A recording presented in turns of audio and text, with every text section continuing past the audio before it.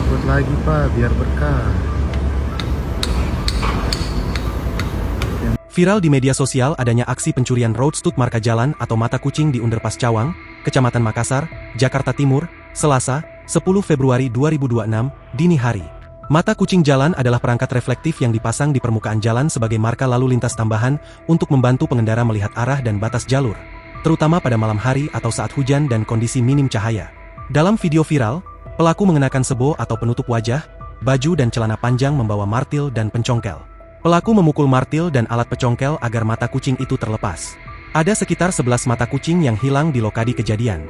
Kapolsek Makassar, Kompol Sumardi menjelaskan, menduga pelaku adalah seorang pemulung karena di dekatnya ada gerobak. Dan dia habis ngambil mata kucing di jalan pakai pahat, pakai martil, dia langsung dimasukkan ke gerobak. Katanya, Rabu, 11 Februari 2026.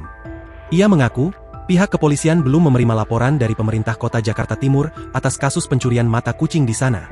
Sumardi bakal segera berkoordinasi supaya Pemkot Jaktim membuat laporan sehingga pihaknya menyelidiki kasus tersebut. Ya, karena berita viral juga, kami cek kebenarannya. Jangan sampai nanti kita tidak tahu untuk kebenarannya itu, tandasnya. Saat ini, Polsek Makassar masih menelusuri rekaman CCTV untuk menangkap pelaku karena sudah meresahkan. Kami sedang mendalami dan mencari pelakunya, tandasnya. Download Tribun X sekarang, menghadirkan lokal menjadi Indonesia.